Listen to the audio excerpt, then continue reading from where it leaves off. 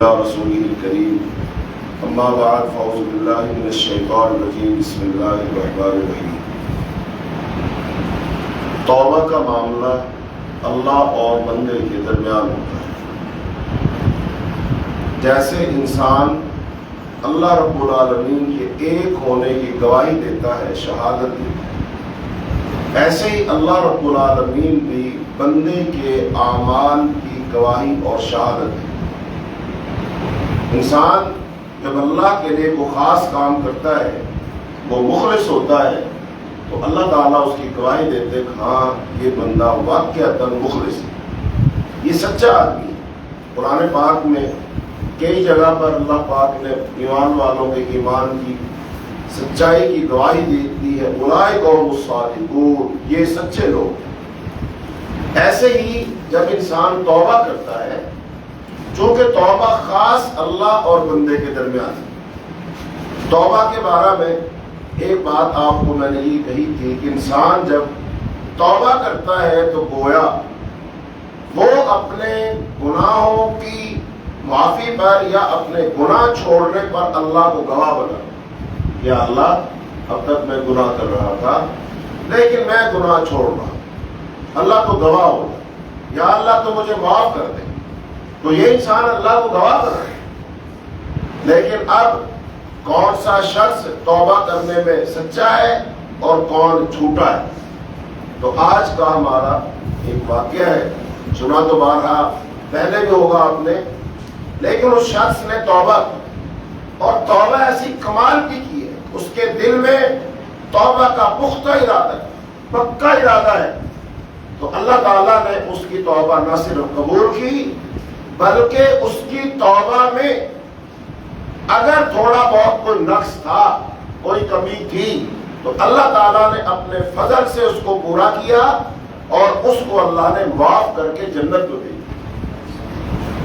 اس کا مطلب ارادہ پختہ ہو، دل میں مضبوط ارادہ ہو توبہ کا، اس میں کوئی کھوٹ نہ ہو، نیت میں کوئی خرابی نہ ہو، تو اللہ تعالیٰ کمیاں کوتاہیاں دور کر کے اپنے فضل سے اس کو پورا کر دے۔ تو رسول اللہ صلی اللہ علیہ وسلم نے ارشاد فرمایا، ان نبی اللہ قال، اللہ کے رسول صلی اللہ علیہ وسلم نے فرمایا، کان فی من قبلکم رجل قتل 99 نفسا، اگلے زمانے میں ایک بندہ تھا اور اس نے 99 لوگ قتل کیے، ایک کم 100 بندوں کا قاتل تھا۔ فسأل عن اعلم اہل الارض، تو اس نے روئے زمین کا جو سب سے بڑا عالم تھا تو اس کے بارے میں لوگوں سے پوچھا، تو اسے ایک راہب پادری کا پتہ بتایا گیا۔ اس نے اس سے جا کر پوچھا کہ میں نے 99 لوگ قتل کیے، کیا میری توبہ ہو سکتی ہے؟ تو اس نے کہا نہیں، تمہاری توبہ نہیں ہو سکتی۔ اب یہ بندہ چونکہ توبہ کرنے کے موڈ میں تھا، ارادہ کیا ہوا تھا، اور ظاہر بات ہے توبہ انسان کیوں کرتا ہے؟ جب اس کے دل میں کوئی احساس پیدا ہو، جب وہ اللہ کی طرف پلٹ رہا ہوتا ہے، اس کو احساس ہے کہ میں نے گناہ کر لیا اور اگر اس حال میں مر گیا تو تباہ ہو جاؤں، یہ احساس اس کو توبہ پر مجبور کرتا ہے۔ تو وہ بندہ اب پتہ نہیں کتنے دنوں سے پریشان ہے، اس کو نیند نہیں آئی ہے، گھبرایا ہوا ہے، فکر لگی ہوئی ہے کہ مر نہ جاؤں، توبہ کر لوں اس سے پہلے، لہذا اب وہ توبہ کرنے کے لیے پوچھ رہا ہے، تو اگلے بندے نے ایک دم مایوس کر دی کہ نہیں، تیری توبہ ہو ہی نہیں سکتی۔ حالانکہ اللہ مہربان ہے، ہم کیوں کہیں نہیں توبہ ہو سکتی ہے، دروازہ کھلا ہے، ہاں شرائط کو پورا کرو اور اللہ سے توبہ کرو۔ اس نے کہا یہ تمہاری توبہ نہیں ہو سکتی۔ اس کو غصہ چڑھا اور اس نے اس پادری کو بھی قتل کر دیا اور پورے کے پورے 100 ہو گئے۔ اس نے پھر پوچھا کہ مجھے سب سے بڑا عالم کوئی بتلاؤ، کوئی علم والا بتلاؤ۔ اسے ایک عالم کی نشاندہی کی گئی۔ اس نے اس سے جا کر پوچھا کہ میں نے 100 بندے قتل کیے ہیں، تو کیا میری توبہ ہو سکتی ہے؟ اس عالم نے کہا ہاں تمہاری توبہ ہو سکتی ہے، اللہ معاف کر دے گا، آؤ اللہ کی طرف رجوع کرو۔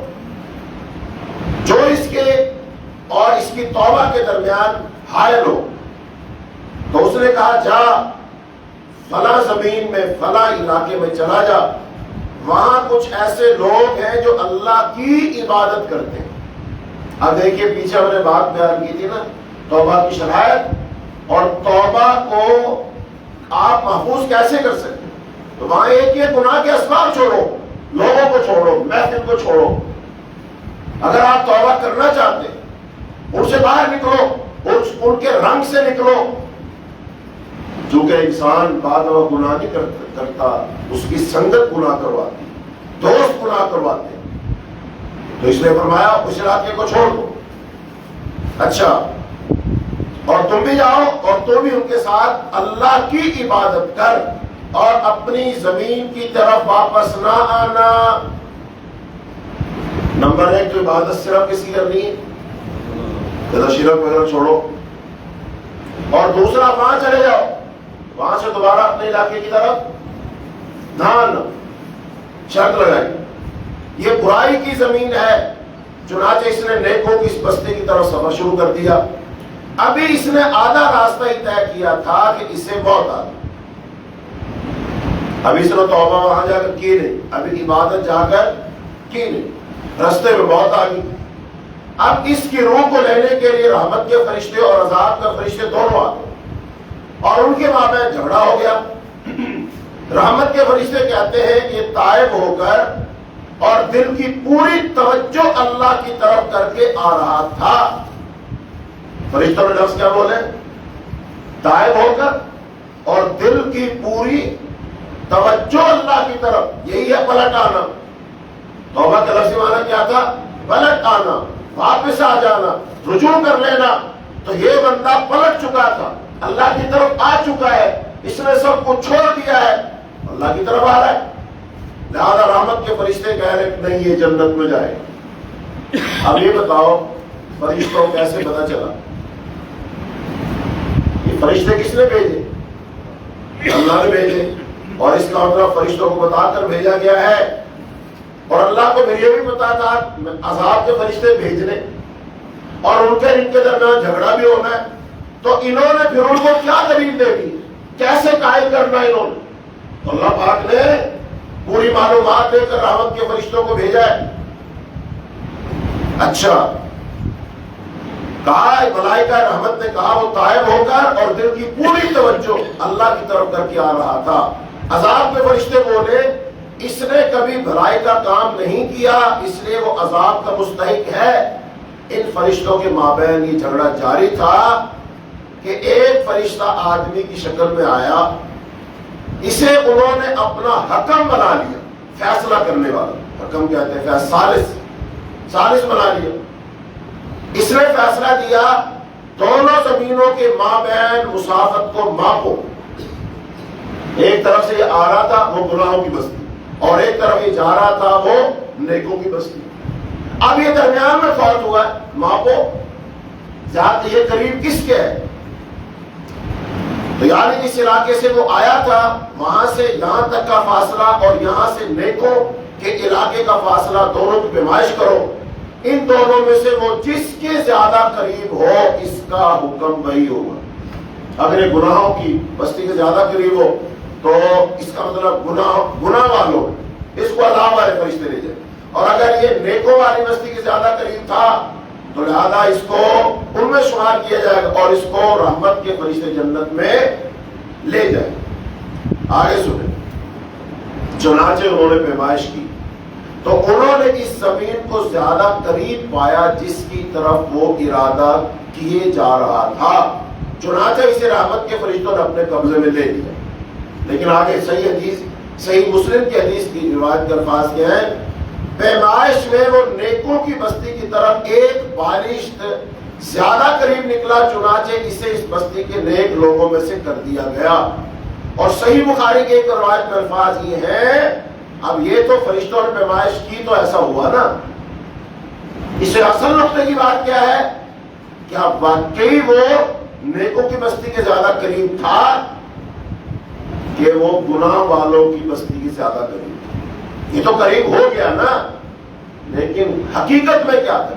تو حقیقت میں یہ ہے کہ وہ گناہ والوں کی بستی کے زیادہ قریب تھا۔ اور نیکوں کی بستی سے زیادہ دور تھا. پھر یہ کیسے ہوا؟ حدیث پاک میں فرمایا رسول اللہ صلی اللہ علیہ وسلم نے کہ اللہ نے اس زمین کو جہاں سے وہ آ رہا تھا حکم دیا کہ تو دور ہو جا، اور ارض صالحین کو جس کی طرف جا رہا تھا اس کو حکم دیا کہ تو قریب ہو جا. ایک زمین کو اللہ نے کہا تو دور ہو جا، اور دوسری سے کہا تو قریب ہو جا، اور فرمایا ان دونوں کے مابین فاصلہ ماپو. جب انہوں نے ماپا تو یہ ارض صالحین کی طرف ایک بالشت زیادہ نکلا، چنانچہ اسے بخش دیا گیا. اور ایک روایت میں یہ ہے کہ وہ اپنے سینے کے سارے بطور کرامت سرک کر پہلی زمین سے دور ہو کر تھوڑا سا آگے کی طرف ہو گیا. یعنی اس طرف سے آ رہا تھا، اس طرف جا رہا تھا.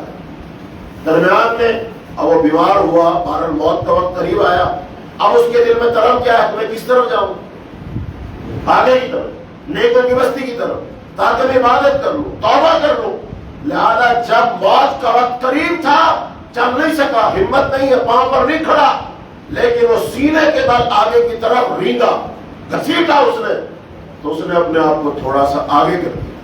اللہ تعالیٰ نے اس کو بخش دیا. اب اس میں بتائیے بندے کا کام کتنا اور اللہ کا کام کتنا. اب یہ بندہ اگر ایک بالش نیکوں کی بستی سے پیچھے تھا اور گناہوں کی بستی قریب تھا، بتاؤ کیا فیصلہ ہوگا؟ جہنم میں جانا تھا نا، عذاب کے فرشتوں میں جانا تھا. لیکن یہ جو ایک بالش کا فاصلہ ہے، یہ کس نے کرم فرمایا؟ اللہ نے کرم فرمایا. اس زمین کو حکم دیا کہ تم قریب ہو جا. وہ قریب ہو گئی، اور اس سے کہا تو تھوڑی دور ہو جا.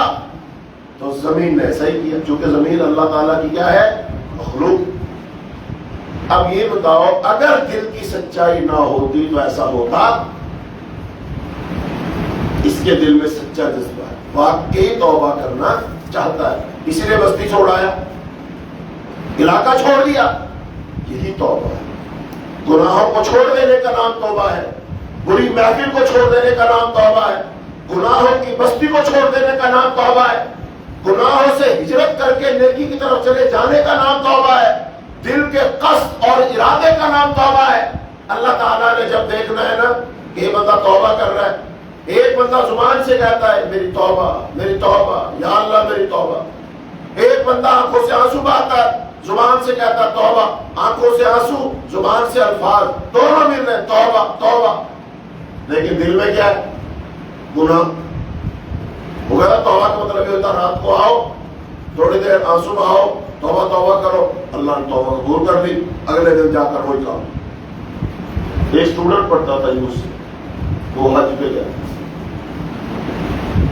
جب واپس آتا ٹکٹ کروائی ہوئی ہے، میں نے کہا حج کرائے ہو؟ یس سر حج کرائے. اور میں نے کہا پہلے تو بڑی شیطانیاں کرتا تھا، گناہ کرتا تھا، فلمیں دیکھا کرتا تھا، گانے سنا کرتا تھا، اب تو چھوڑ دیے نا؟ نہیں سر اب تو زیادہ دیکھتا ہوں. یہ صحیح بتا. اور میں نے کہا کوئی خبیث انسان یہ کیوں؟ کہتا سر جب حج کر کے آتے تو گناہ سارے معاف نہیں ہو جاتے؟ پچھلے سارے معاف ہو گئے تو باقی سے نئے شروع. پچھلا تو مسئلہ ہی نہیں نا، ڈر ختم ہو گیا، چونکہ پیچھے معافی. ہمارے ہاں تصور یہی توبہ کا کہ بس اللہ کے سامنے آؤ اور تھوڑا من کرو اور توبہ. جیسے اللہ تیار بیٹھا ہے، بہت مجبور ہے، ہم آئیں گے اور آدھی زبان سے کہیں گے، دل میں وہی گند ہے، ذہن میں وہی گند ہے، وہی برے ارادے، وہی محفل ہے، جا کر ہم نے وہیں بیٹھنا ہے اور ان کے ساتھ ہی گپ شپ لگانی ہے، وہیں جا کر سارے شیطانی کام کرنے اور اللہ ہمیں معاف کر دے. یہ بھائی یہ واقعہ سنایا گیا نا، رسول اللہ صلی اللہ علیہ وسلم نے فرمایا کہ کہا گیا وہ علاقہ چھوڑ دو، علاقہ چھوڑ دیا گیا. پھر دل میں پکا قصد ہے، ارادہ ہے، فرشتوں نے گواہی دی ہے کہ اس کے دل میں پکا ارادہ ہے، یہ باقی گناہوں کو چھوڑ چکا ہے، یہ اللہ کی طرف آ چکا ہے، اس نے شیطان سے تعلق توڑا ہے، رحمان سے تعلق جوڑا ہے، ہجرت کر چکا ہے گناہوں کی وادی سے، گناہوں کی بستی سے نیکوں کی بستی کی طرف یہ ہجرت کر چکا ہے. لہذا اللہ دلوں کو دیکھتا ہے. حدیث پاک میں آتا کہ ان اللہ لا ينظر इला सुवरिकुम वला अजसामिकुम वला अमवालिकुम वलाकिन यंजुरु इला कुलूबिकुम व अमालिकुम। बेशक अल्लाह नहीं देखता तुम्हारी शक्ल सूरतों की तरफ, नहीं देखता तुम्हारे जिस्मों की तरफ, नहीं देखता तुम्हारे मालो दौलत की तरफ। अल्लाह देखता है तो तुम्हारे दिलों की तरफ, तुम्हारे अमाल की तरफ। यहां पर भी दिल पहले बोला, अमाल बाद में बोले।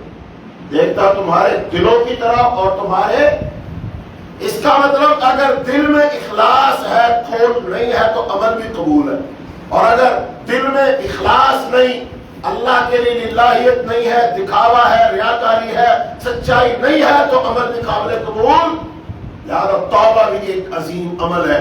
अल्लाह ताला तुम्हारी तौबा बाद में देखेगा, तुम्हारे दिल को, कि दिल में खौफ है कि नहीं, डर है कि नहीं, गुनाह छोड़ने का इरादा है कि नहीं, कष्ट है कि नहीं, दोबारा दोस्तों की तरफ पलटेगा तो नहीं, वापस तो नहीं जाएगा, दोबारा गुनाह की वादी में तो दाखिल नहीं होगा, पक्का पक्का आ गया है, हमारा बन गया है, तस्लीम कर लिया है, अल्लाह कर लिया है। अल्लाह फरमाते माफ करो, सच्ची तौबा है, मुखलिस बंदा है। बल्कि कुरान को साथ मिला लो, कहा माफ ही ना करो, बल्कि इसके जितने गुनाह है ना सबको नेकियां बना दो। युबद्दिलुल्लाहु सय्यिआतिहिम हसनात। तो ये तौबा का सच्चा वाक़या है, रसूलुल्लाह सल्लल्लाहु अलैहि वसल्लम ने सुनाया है, सही बुखारी मुस्लिम की रिवायत है। तो अल्लाह हमें भी इस नए सच्ची तौबा करने की तौफीक अता फरमाए। हम भी दिल से तौबा करें, अल्लाह की तरफ पलट आए, अल्लाह की तरफ रुजू कर ले। ए अल्लाह हमें पक्की सच्ची तौबा करने की तौफीक फरमा। अल्लाह हमारे दिलों को मजबूत कर दे, अल्लाह हमारे इरादों में बरकत डाल दे, अल्लाह हमें गुनाहों को छोड़ने की तौफीक दे दे, अल्लाह गुनाहों की बस्ती से हिजरत करने की, नेकी की बस्ती की तरफ अल्लाह तौफीक दे दे। अल्लाहुम्मा इन्ना नस्अलुकल हुदा वत्तुका वल अफ़ाफ़ वल गिना। अल्लाहुम्मा इन्ना नस्अलुकल जन्नतल फ़िरदौस।